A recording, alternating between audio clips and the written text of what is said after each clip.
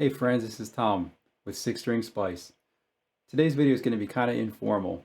I'm just going to be practicing out of a book that I introduced the other day, and here it is. It's called 51st Jazz Standards.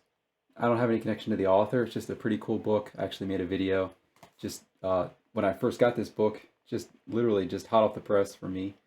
I haven't even started practicing it yet, so I thought it'd be cool just to make a video about it, like a little video log of how I would approach practicing. And honestly, I'm just going to be going through one tune after the other in order to kind of get an idea of which one of these arrangements I want to work on in more detail first.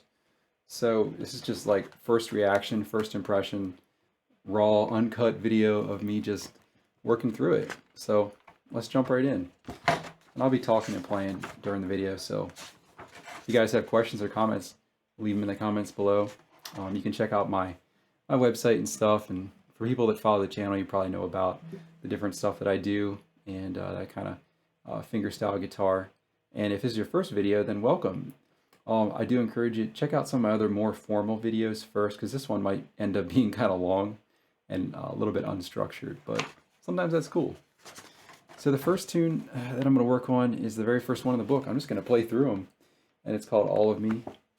It's in the key of C. So if you have the book, feel free to, you could follow along. I'm going to just, let me see, I'll set my metronome here. I think I've got it around like 60 beats per minute to start off here. I don't know if I'm going to be able to play through it, honestly. We'll just see. I do like to work on my reading skills, but you have to be careful because sometimes you got to slow it down and work through, isolate repetition. So this is just for fun here. So here's All of Me. 1, 2, 1, 2, 3, 4.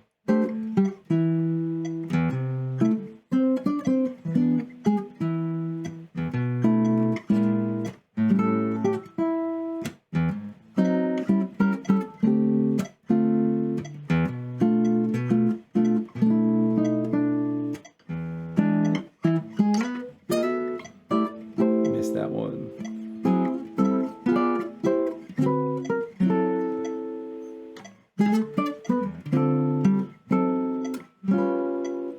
The second chorus. 1, 2.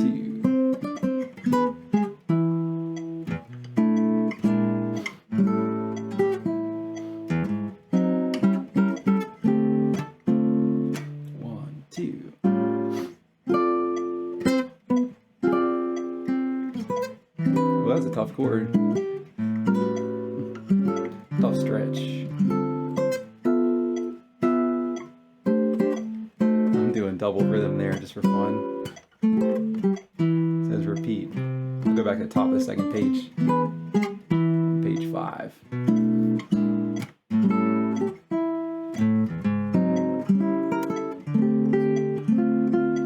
Can't help doubling up the rhythm sometimes.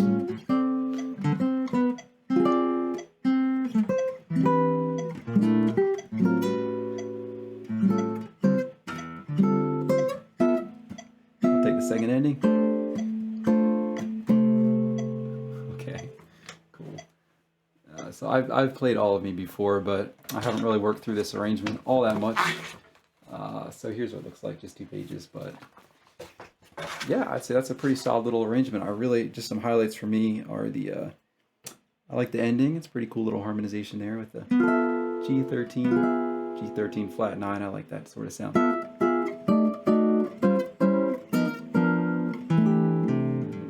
Extrapolating now. And then I also just like the simple octaves in the beginning, or rather block chords. It's pretty effective.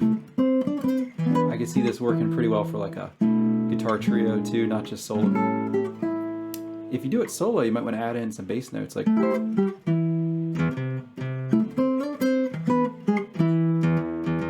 something like that, just to fill in the space. Walking bass. So again, I'm just extrapolating on it. All right, let's go to the next one. Okay, another old chestnut. Everybody plays All the Things You Are. So let's see what this one sounds like. Looks like it's in the normal key of F minor. Ooh, it looks like they included the intro that you always hear people do. think that's the Charlie Parker intro with the 7♯9 chords. All right, I'm not gonna. Should I set the metronome for this one? Yeah, I guess so. I'm probably gonna regret this one. I've not practiced this, so okay. We'll see what happens. Ready? 1, 2, 1, 2, 3.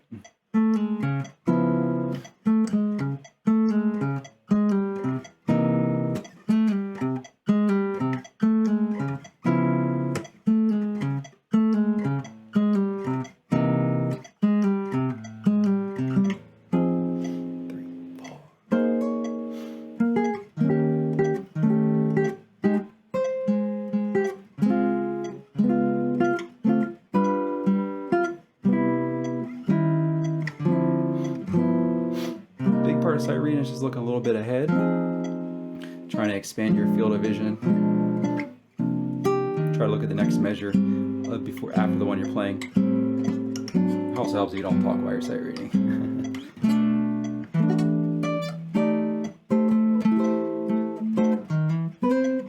That's cool. The octaves again.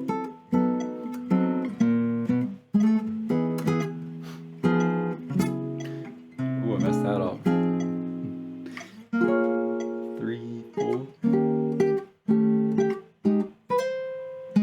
A whole note here.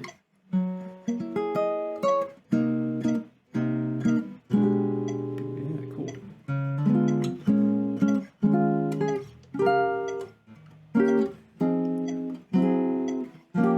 And I'll stop there. Whew, okay, so that one's definitely not the first thing you should ever play on the guitar, so just want to make that clear. It's not really a beginner's book at all. It's more of intermediate. If you want, you could early advanced guitar, especially to play it in time to sight read it. But yeah, some of the stuff I love here is the bridge. Let me turn the metronome off. The bridge is pretty cool. Let's see, so right before the bridge, it's a nice simple way to harmonize the A minor chord. And this, it just fills out the space perfectly. Just simple octaves. You don't need to always have like these big, huge chords everywhere that people are always trying to fit into some of these. Oh, that's cool though. But yeah, so these arrangements are pretty effective for that. Let's go on to the next one. Want to guess what's next? We're still in the A's. Okay, so Alone Together, which is a very beautiful song. Music by Arthur Schwartz. This is just a beautiful one. People play all the time. I haven't played this in a while. And actually, I never played this arrangement, so let me just kind of digest what's going on here. So we're going to be in the key of D minor. That's pretty typical for this tune. And yeah, it looks like there's a lot of chords in this one too. So, I don't know. Maybe I'm just going to not do the metronome for this point in time. Let's just kind of give it a little more freedom to check it out. So here we go.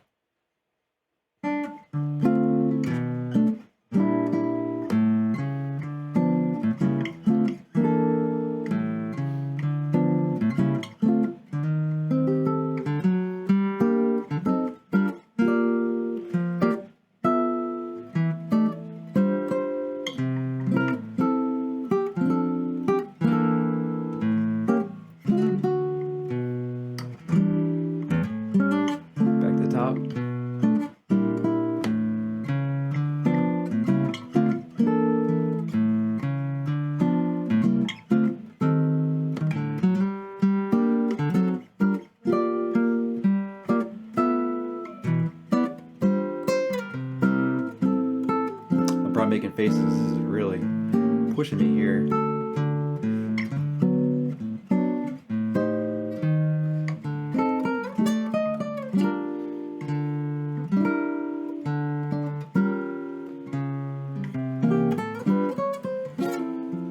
If you ever mess up reading a chord, make sure you get the melody. Melody is so important. Just a general sight reading principle, don't lose the melody. Like some of these chords, you know, that's hard to read that big chord in notation. So, but I was looking, I'm like 13th fret, gotta hit that. So let's see. Then D minor 6. And it keeps going. Yeah, so this is totally an arrangement I want to work on more. Just love the chord progression in the beginning. Just timeless. I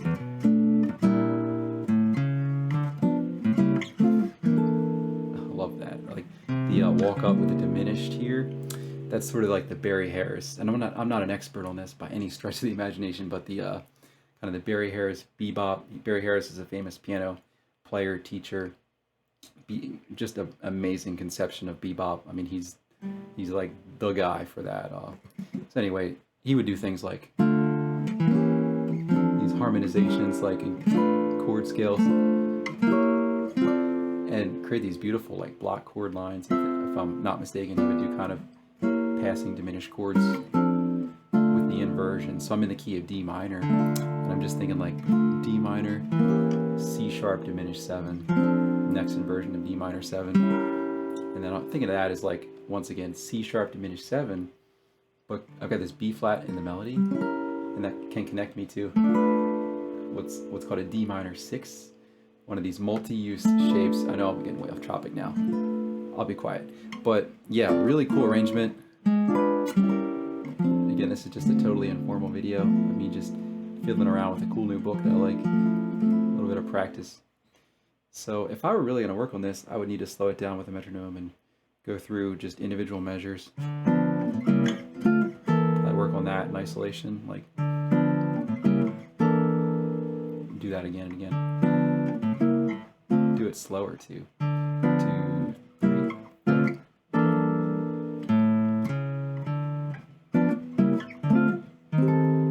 Yeah, a big part of the right feel is having the right dynamics too, like bringing out the melody note on this, like starts off like this in the first measure.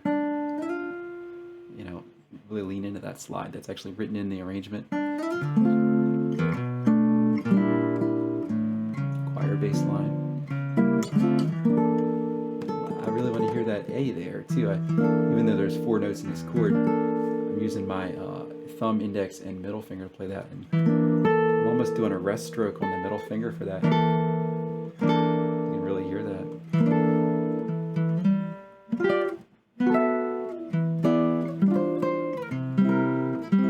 I wasn't always a thumb pick style player. I really started getting into listening to Chet Atkins and people like Jerry Reed. I always listened to Lenny Breau, and that's part of Lenny's secret, by the way. Like with his harmonics, his thumb pick, you know, allows him to play those harmonics much louder than with just a what I would call a naked thumb, you know, just no thumb pick. So, but anyway, I started getting into that more, and you just can't beat this thumb picking style for solo jazz. To me, it's like the ultimate. You know, why play with just one pick, flat pick, when now you have, if you so choose, you have at least 4 picks, and if you want to use your pinky and train that, now you got 5 picks. I mean, it's 5 times better, right? I'm oversimplifying. So let's do another arrangement. Let's keep going here. This video is supposed to be long. It's a practice session. You don't want to practice too short, right? You want to practice for a long time. I know I'm not practicing, I'm just playing, but this is fun, so hope you're having fun too. All right, next tune you just saw on the screen is Autumn in New York. Just a little commentary. If you haven't heard the Jonathan Kreisberg version of this, go watch that on YouTube. Anyway, I got a lesson with him like back in like 2008, changed my life. He has a recording. I'm not plugging him, by the way. I'm just saying what a great player. I love his version of this. Jonathan Kreisberg. He's the man. But anyway, so Autumn in New York. Here's me sight reading it. This is stone cold. I don't know what's gonna happen here. There's lots of chords. It's a ballad though, so that gives us a little more time. Here we go. It's in G minor. Well, the first chord's in G minor 7, G minor 9 chord.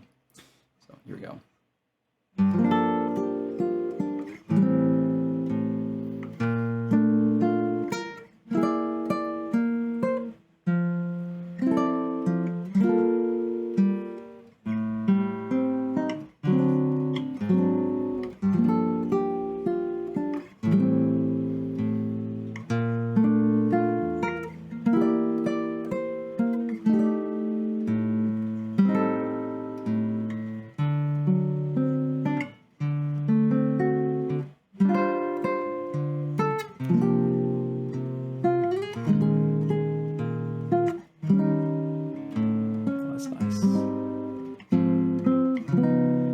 just start reading. I'm still trying to make music out of it.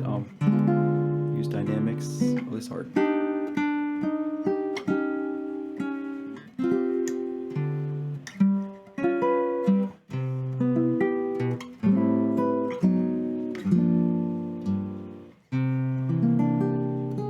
Wait a little bit sometimes.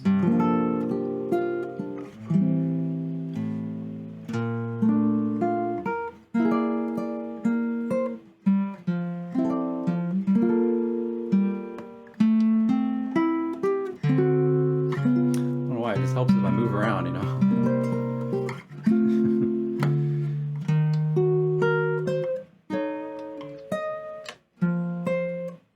This part's always tough.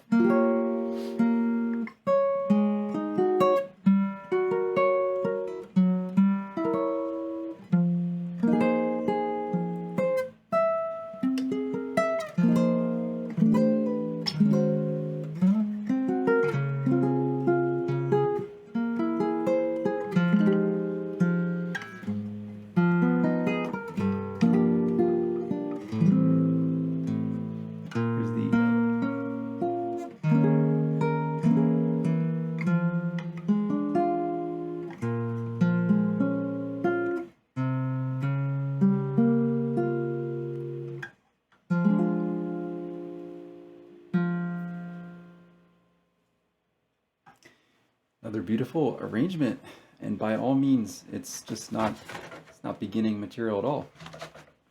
I would play this on a gig, and probably, you know, add in, I would practice it first. Wouldn't play it like that for an audience, but I would work on it and get it up to speed and memorize the fingerings and all that good stuff. I'm not really sure if there's so many nice parts to this. I love the stretch here. It's interesting how he has this motion coming down, and then it kind of culminates in this beautiful G7 flat 5. These are all really, these style chords, they're pretty. By the way, when I switched to the thumb pick, a lot of the jazz stuff I used to play with a flat pick, I still need to practice that. It's much easier, I think, with a flat pick at first to pick your arpeggios and scales. And honestly, I go back and forth all the time between like using thumb and index, just alternating, and also on the flip side, going back to my classical guitar days where it was more just index and middle alternation. Like, ooh, that was a mess. Let me do that again. So, but honestly, I'm kind of torn between, in the classical position, you have to like have your hand more like this. Like, you know, if you can see, it has to be angled more. Like, it's like, look at like Segovia or Christopher Parkening, or they have a even more bent wrist. But look at some of the modern players like Jason View or John Williams, or even I go on and on. But they have they play with the classical technique. Obviously, they're classical musicians. But Chet and Jerry, I mean, if you look at like Jerry Reed, his like this part of his wrist is like on the soundboard of his guitar a lot of the time, and you know, you have to do that to get like the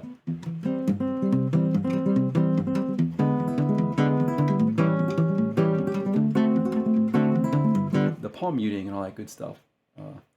So I'm just kind of torn back to the scale practice between doing the thumb and the index, because that way you can stay in that kind of what I'll call the Jerry Reed position or the Chet Atkins position and get the palm mutes with the thumb and index. But when you do index and middle, I think the tone kind of suffers.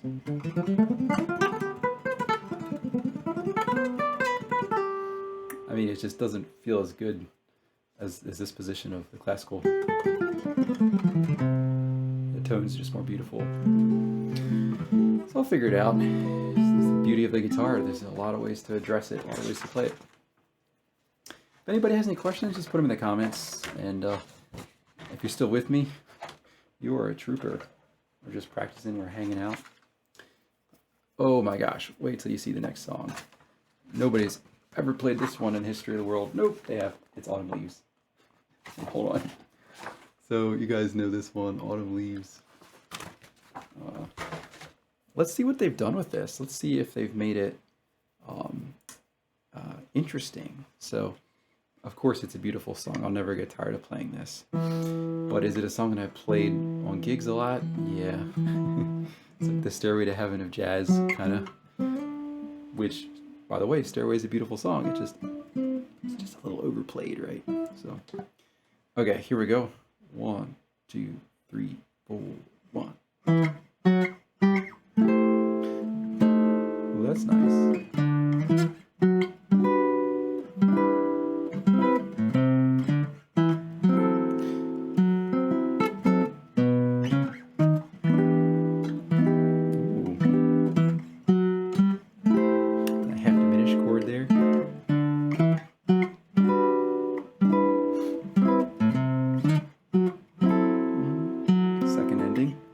If I go there.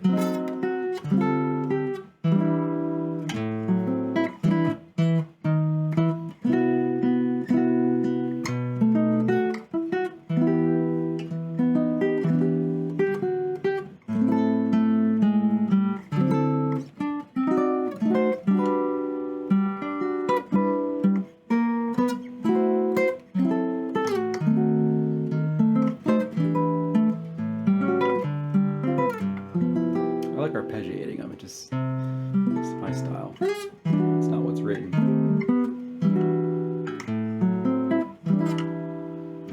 Yeah, nice. Let me do the ending again. So it has this big, beautiful C major 13 that we bar with the pinky finger on the 5th fret of high E. 2, 3, 4. I love that voicing too. The B7 sharp 5. Just a standard E minor 7 up there.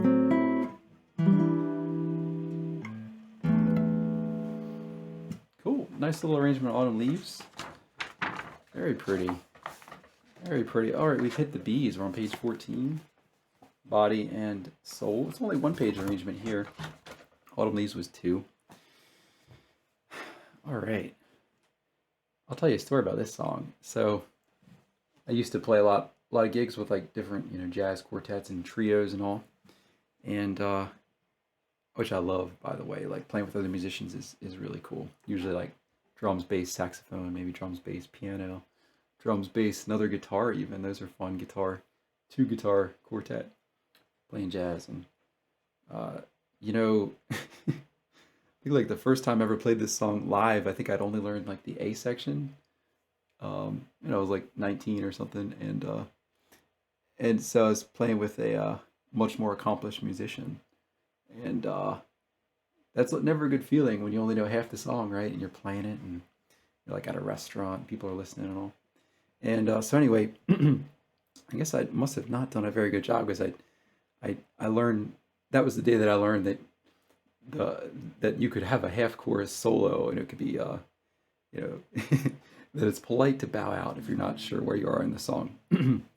So what happened was I ended up just kind of didn't know the bridge. So when the bridge came around, looked at the band leader, guy playing saxophone, and he just kind of looked at me like he wanted to kill me. So I just stopped playing. And that's a fun story. So hey, if you have any not cool, that was not fun, but it'll teach you to become a better player pretty quick because it's embarrassing to mess up. So anyway, with that being said, let me go ahead and embarrass myself some more and play this for you. So I read it. So here we go. Here's Body and Soul. It's another ballad, thankfully.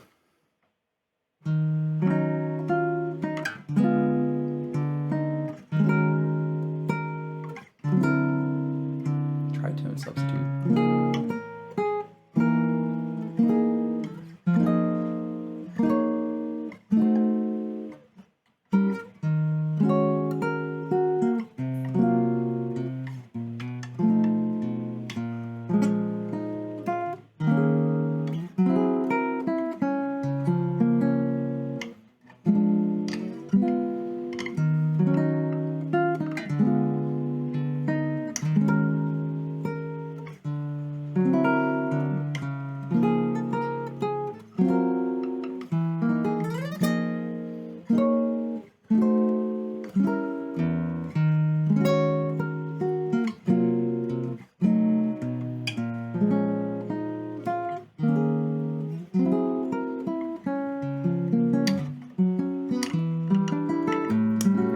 bridge that I forgot when I was a kid.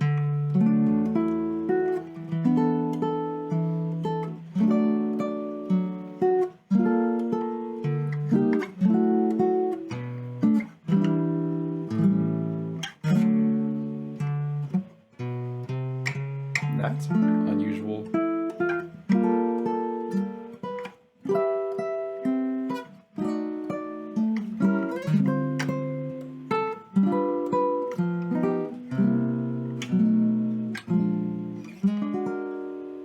And then this point goes back to the beginning.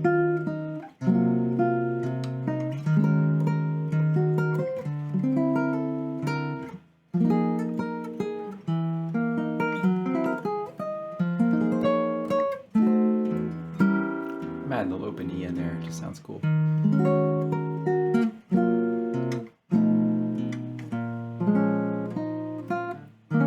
there's a short coda.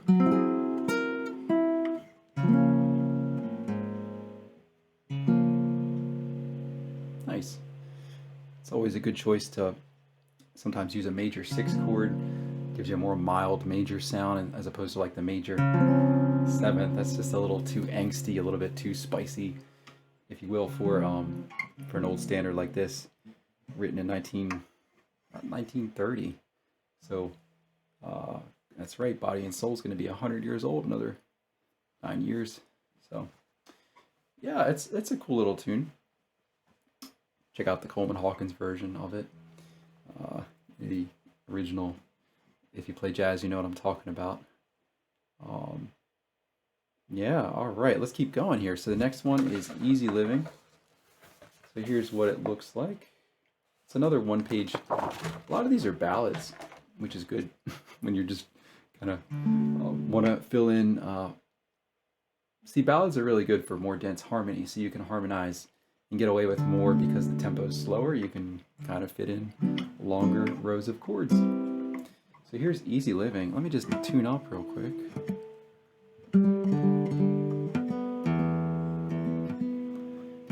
I love this guitar. It has some tuning irregularity sometimes. Like sometimes I play this open B and this 4th fret of G, and it's not always perfectly in tune. I'm not sure if it's maybe just the fretwork down here, but gorgeous guitar. So I kind of have to compensate, just like all guitar players do, especially nylon string players, because it tends to be harder to get your nylon string guitars to be intonated because of the nature of nylon strings. But yeah, I love this guitar. It's actually a latticed braced top, so it's really loud. It's like it's a beast of a guitar, and it's unique too because it's cypress back and sides, so it's more like a flamenco guitar. It's really, really snappy for that. I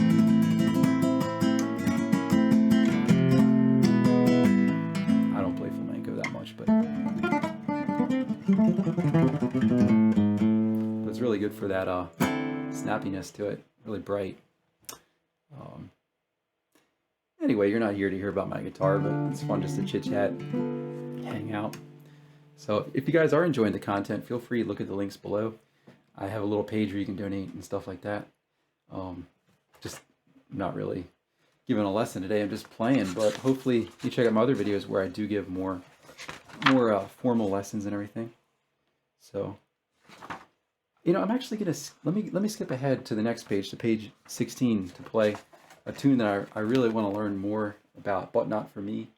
It's a George Gershwin tune, and this looks pretty cool. This looks like it's going to be guitar friendly because it's been arranged in the key of D, and there's lots of opportunity to play some open notes, open strings in here, which is really good for solo guitar. So, okay, here we go. Ready? Well, let me look at it first. I've never played this. If you're ever in a position where you have to sight read and you have like 30 seconds, you really look for the hardest part, right? And then kind of work back from there. Like when I'm looking, you know, rhythmically the hardest part, like you want to negotiate like all these like chords, right? Well, here it is right here. So I look at the hardest part and I'm like, well, let me figure that out in the limited time I have. And then make sure I don't play the tempo too fast, that when the hard part rolls around, it doesn't just come off the rails. Okay, here we go. So 1.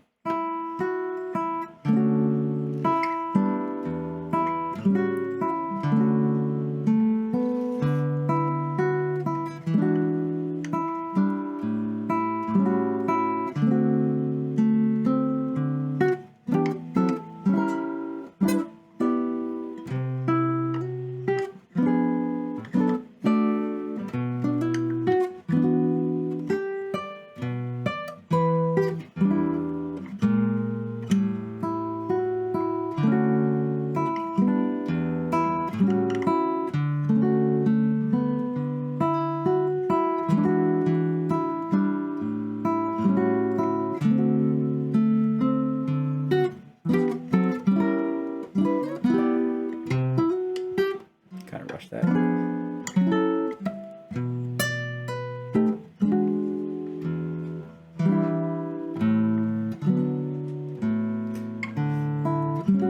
Back to the top.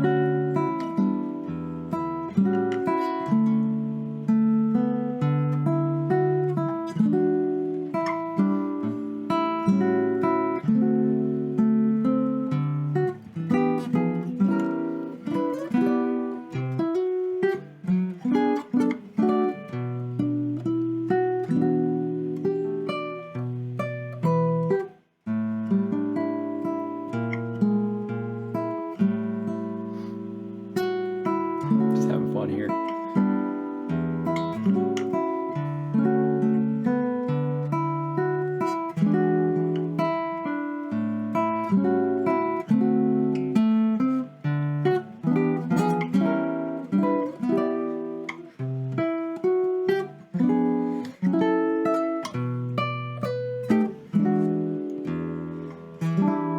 Go to the second ending.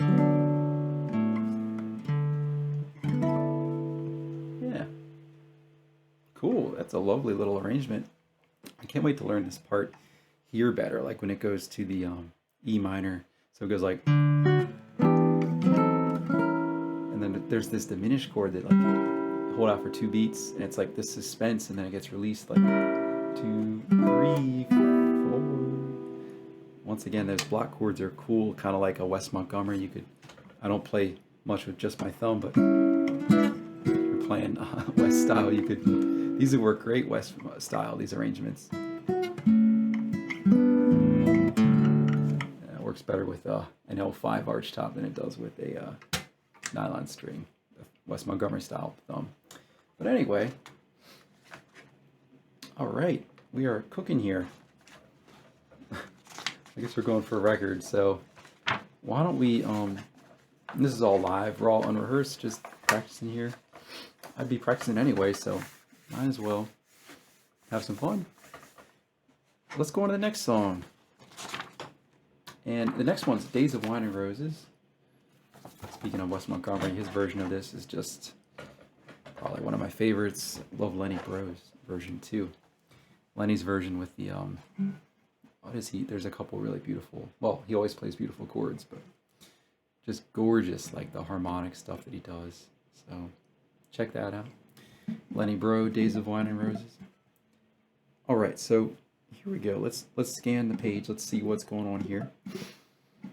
Moderately slow is our tempo marking. We're in the key of F major. I like it in F major. When I play it kind of play it from like a jazz quartet trio setting and just comping chords. That is the key that I like to do it in too.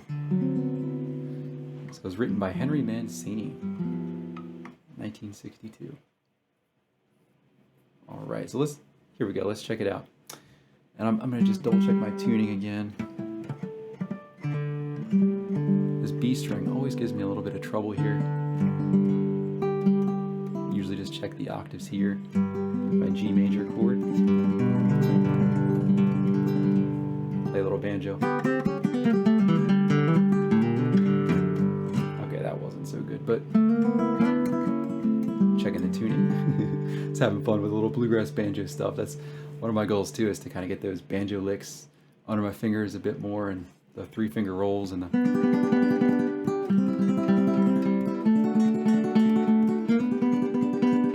I think I have banjo envy sometimes. do have a banjo, I just don't play it because I can't get it to stay in tune. It's such a cheap one.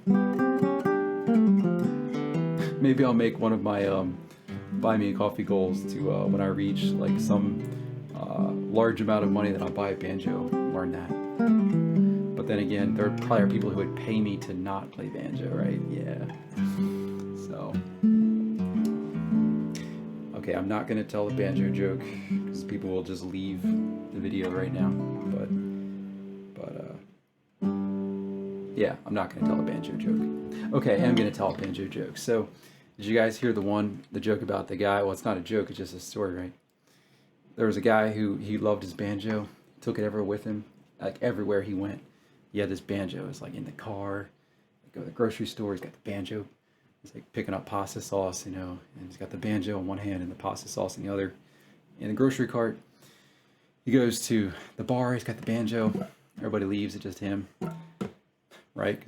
Okay, so one day he goes like to the local pharmacy and he parks his car and goes in and he's got his banjo in the car, and he walks out and he says, "Oh no, oh my God, my worst nightmare has come true." His car window is knocked out, and there's glass all over the ground. Everyone's at the pharmacy walks out, and they say, "Oh man, I'm so sorry." And he's like, "Well, that was my only banjo." And he looks in, he opens the door, and then lo and behold, on his front seat of his car, there's 5 more banjos. So, right. People are just trying to get rid of them, right? I love banjo. I absolutely love it. I'm just so. I will give credit. I heard that joke from I went to a Molly Tuttle concert a few weeks ago, and a lady that's playing with her now, can't remember her name, but she told that joke live on stage, and it was really funny because Molly's a great bluegrass guitar player, pick style player, and Molly was like, after the girl, I think her name was Rachel. After Rachel told the joke, Molly was like, "I've heard that joke every night of this entire tour." You could tell she's starting to get tired of it. So like you are, you're probably starting to get tired of this too. Let me play some more. This is Days of Wine and Roses. Page 18 of 51st Jazz Standards, or First 50 Jazz Standards. Ready?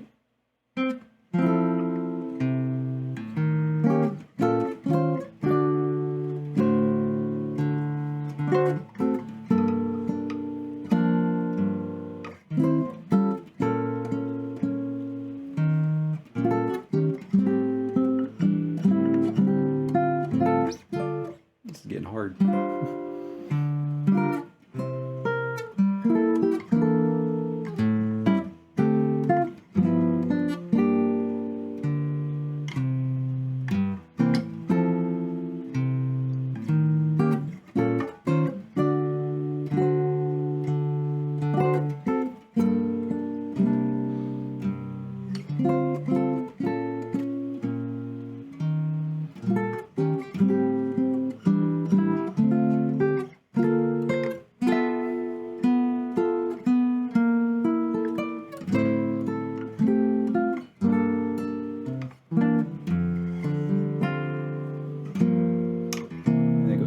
Top here.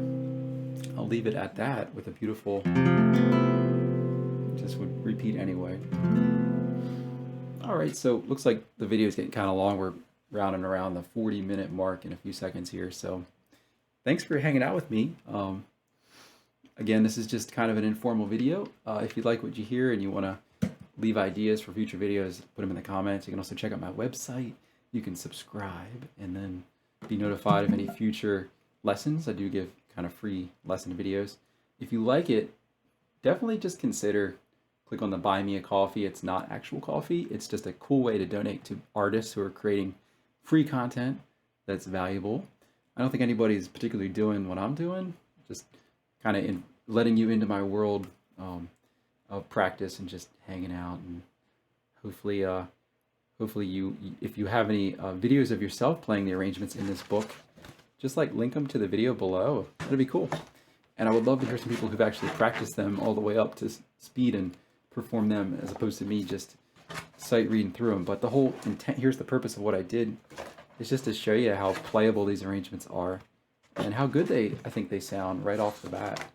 So I'll do some more. I'll play some more of these arrangements and make more videos and stuff. But yeah, if you're curious, you can check out my other videos, or you can post a comment, or you can ask a question below, or you can go over to my Buy Me a Coffee page and check out. I've got some extras available there, and I'll be posting more. But I'm trying to create things that like appeal to like a wide audience, but also kind of fits into what I specialize in, which is more jazz guitar and kind of the thumb picking country finger style Chet Atkins stuff, and also just like more solo guitar. So, and that definitely includes a lot of genres really that I enjoy. So, and I love rock and pop too. So, all right, everybody, it was fun hanging out. And yeah, just one more time, here's the book I was playing from. And I hope that you guys have a really good day, and I hope that you do have a chance to check out my my links below and everything. So, all right, I'll see you later. This is Tom with SixStringSpice. Signing off.